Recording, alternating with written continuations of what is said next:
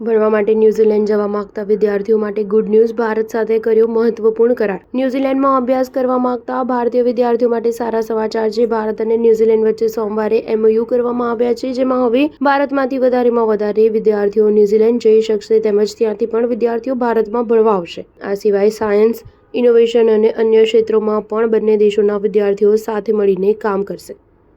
ન્યૂઝીલેન્ડના PM Christopher લુક્સન 5 દિવસીય ભારતની મુલાકાતે છે. તેમની સાથે ઉચ્ચ સ્તરીય પ્રતિનિધિ મંડળ પણ આવ્યું છે, જેમાં ન્યૂઝીલેન્ડ સરકારના કેટલાક મંત્રી અને ઉચ્ચ અધિકારીઓ પણ ભારત આવ્યા છે.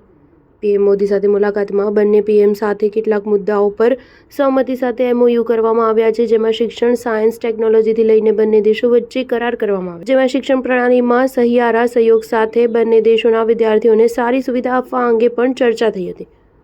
ન્યૂઝીલેન્ડમાં વર્તમાન સમયમાં આશરે 70,000 આંતરરાષ્ટ્રીય વિદ્યાર્થીઓ અભ્યાસ કરે છે. આ વિદ્યાર્થીઓ વિવિધ દેશોના છે, જેમાં 11% થી વધુ વિદ્યાર્થીઓ ભારતના છે. જેમાં ખાસ વાત એ છે કે ન્યૂઝીલેન્ડમાં અભ્યાસની તકો વધુ રહેલી છે અને અહીં નોકરીની તકો પણ સૌથી વધુ છે.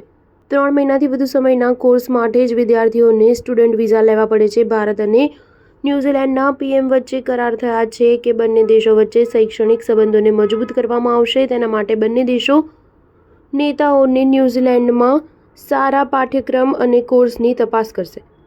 ભારતીય વિદ્યાર્થીઓને વધુમાં વધુ તક આપવામાં આવે તેવો વાયદો કરવામાં આવ્યો છે. આ સિવાય સાયન્સ, ઇનોવેશન અને ટેકનોલોજી સહિત કૌશલ્ય વિકાસમાં તક આપવાનો વાયદો કર્યો છે. બંને દેશો વચ્ચે વ્યાવસાયિકો અને સારા કર્મચારીઓ માટે પણ ન્યૂઝીલેન્ડની પરિસ્થિતિઓ સુધારવા માટે એક કરાર કરવામાં આવ્યો છે. સ્ટાર ન્યૂઝ 7 હંમેશા સચ્ચાઈની સાથે.